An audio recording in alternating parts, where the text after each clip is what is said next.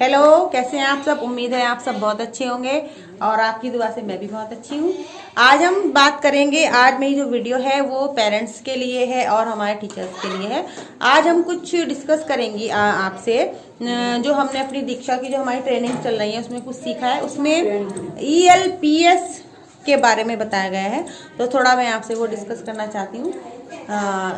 आप अपने कमेंट में भी बता सकते हैं अगर मैं कहीं मिस्टेक करती हूँ।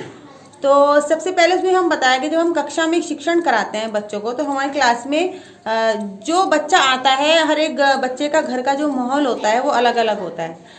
सभी बच्चों का घर का माहौल एक सा नहीं होता। शायद यही एक वजह होती है हमारी बच्चों के लिए कि हमारा बच्चा क्लास में सीख नहीं पाता जो हमें सिखाना चाहते हैं। कुछ बच्चा बहुत होता है, होशियार होता है, कोई बच्चा बहुत होशियार होता है, लेकिन वो हमारा जो हम कक्षा में से सिखा रहे हैं वो सीख नहीं पाता। उसका कारण हम जानने की कभी कोशिश नहीं करते कि इसके पीछे क्या कारण रहा होगा। क्या पता बच्चा रात सोया ना हो, क्या पता उसके घर में क्या कंडीशन रही हो, या फिर उसके आसपास का माहौल कैसा रहा हो।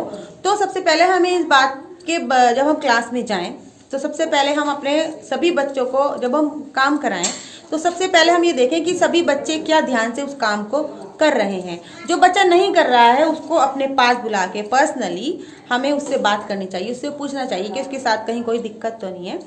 तो ये हमारा ELPS ही कहता है कि सबसे पहले हम उससे बात करेंगे, हम देखेंगे उसका अनुभव क्या है, बच्चे को कितना आता है, घर से वो कितना सीखता है। तो जब तक बच्चे को अनुभव नहीं होगा तो बच्चा हमारी क्लास में सीख नहीं पाएगा।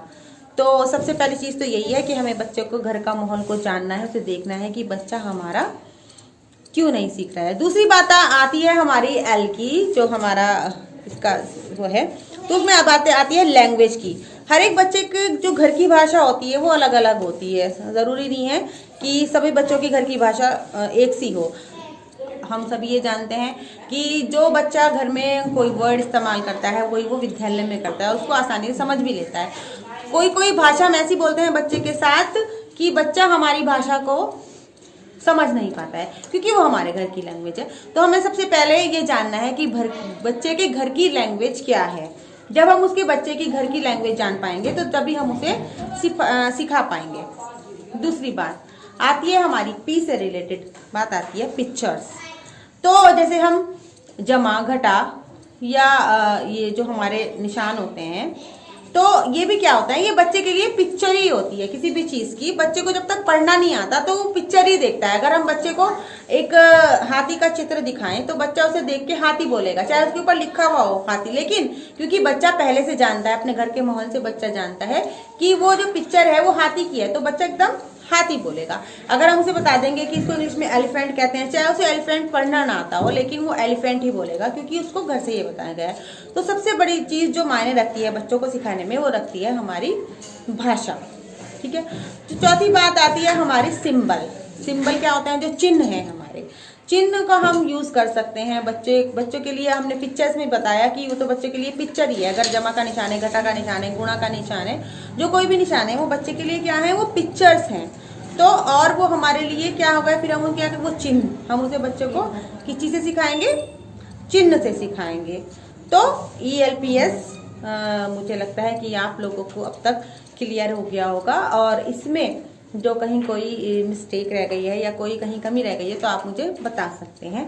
अब देखो, अब हम बच्चे को कैसा ज्ञान करेंगे कि बच्चा कैसे सीखता है। बच्चा सीखता है, हम बच्चे से कहेंगे कि हमारा बच्चा है, ये हमारे पास कुछ बॉक्स हैं, कुछ बच्चा इसको 1 2 3 4 5 और 6 गिन लेगा है।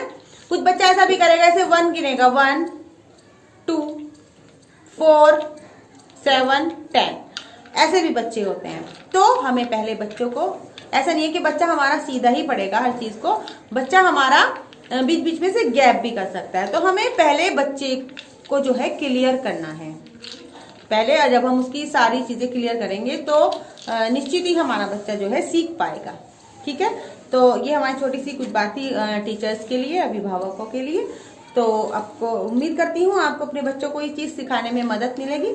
तो मिलते हैं अपने नेक्स्ट वीडियो में। बाय।